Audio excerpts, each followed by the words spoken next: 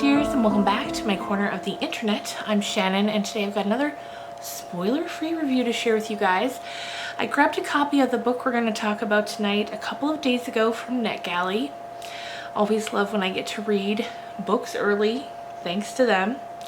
I went into this one blind. I knew nothing about it except that it was written by C.J. Tudor, who I've read two other books by, The Other People and Burning Girls. And I just think that she is such a masterful storyteller. So grabbing my copy of The Drift was a no-brainer despite knowing nothing about it. And let me tell you, for my tastes, for my opinion, she has outdone herself. This is the best one that I've read yet. And I love when an author is just constantly upping their game. That's so exciting, and it's so beautiful to watch, honestly. So we're gonna get into this one. No spoilers, don't you worry. I'm not gonna spoil anything for you. This book is slated to come out on January 31st, so just a few days from now, and you'll be able to read it for yourself. So, The Drift. This book is about the end of the world, really. There's a virus that's overtaken everything, everyone, everywhere. It's bad. When you get the virus, you either die or live, obviously. But if you live, one of two things is going to happen to you. You're going to be relatively okay, but carrying on about in the world, spreading the virus because you maintain being contagious, or else you turn into a kind of creature, not a zombie exactly, but not unlike a zombie is, I guess, the best way to put that. So surviving either way, not great, because if you do survive and don't turn into one of those monsters, they don't want you out there spreading this virus, of course. So like the whole quarantine thing, that's kind of over. They take care of you in other ways. They either eliminate you entirely, or they put you in like a facility where they study you, they study your blood, do tests on you to try to find out how they can eliminate this virus. So that's the setting. Once we go into the book, we spend time with three different groups of people from three different points of view. First off, we have Hannah. She was in a train car headed to a place called the Retreat. When we meet her, she's woken up. The train car has crashed. It's gone off the rails. Then we meet Meg. She was in a cable car headed to the Retreat. When we meet her, the cable car has gone off the wires. Like, they're hanging precariously. Both of them and the groups of people that they're with are now trapped inside of these boxes, essentially. And to add to the anxiety of it all, there's a massive snowstorm happening outside. So you start to think, okay, if a train car and a cable car have both kind of gone off the rails, something catastrophic has happened. The third group of people we are spending time with is from the point of view of a man named Carter, and he's at the Retreat where everyone is trying to get. He's already there. He is with a group of people, and they've been there for, you feel like, a while. They've been there a while, and they're keeping things under control. And when people come to the Retreat, they're sort of put into,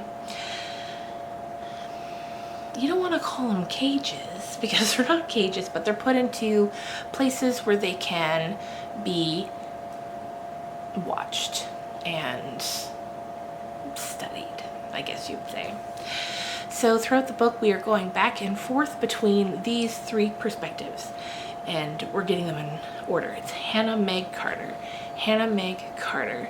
And first of all, the absolute atmosphere of this book with the snowstorm, all three of them are having this massive snowstorm, as you're reading it, like I was starting to feel anxious. Like I was trapped inside of a small container in a snowstorm. And I thought that was fantastic.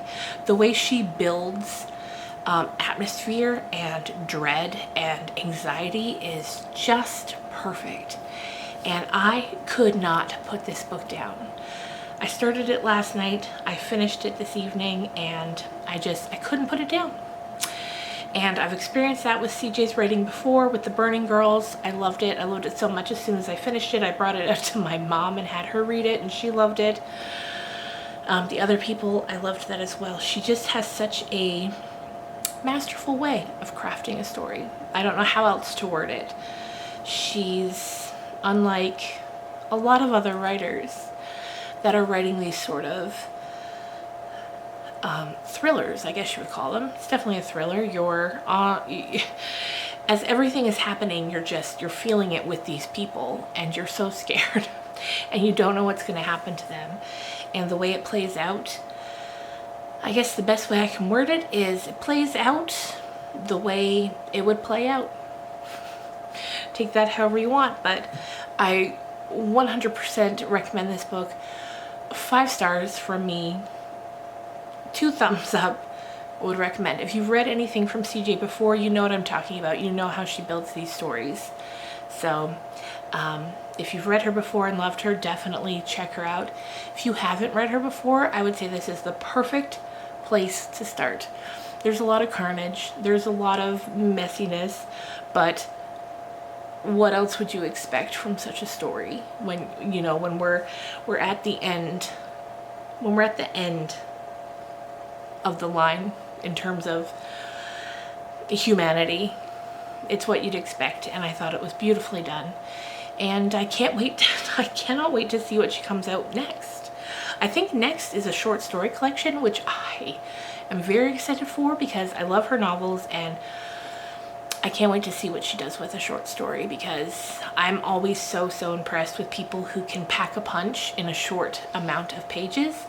And I feel like if she's this good with the novels, I can't wait to see what she does with the short stories. So there you go, you guys. That's my spoiler-free review. If you go and read this when you're done, come back and let me know what you thought of it. I would love to talk about it. And perhaps once the book is finally out, I'll revisit it again and we can talk about the spoilers in another video. Actually, what I might do, because I've said that now about a few early review videos that I've done. So what I might do is do one big video where, say, I review 3 or 4, not review, but talk about the spoilers of 3 or 4 books that we've already done spoiler-free reviews for, so we can talk about it. Because I know people love getting into those spoilers with me, and I love getting into them with you. Anyway, you guys, I hope you have a great weekend. Next up is going to be my spoiler-free review of The Take by Zoe Whittall. I had already started that one, but then when this one came through, I was like, no, I gotta go to the Drift because it comes out sooner. The Fake doesn't come out until March. This one comes out the end of January, so I was like, we gotta get this done. And I'm so happy I did. Anyway, you guys, again, hope you have a great weekend, and I will see you again real soon. Bye.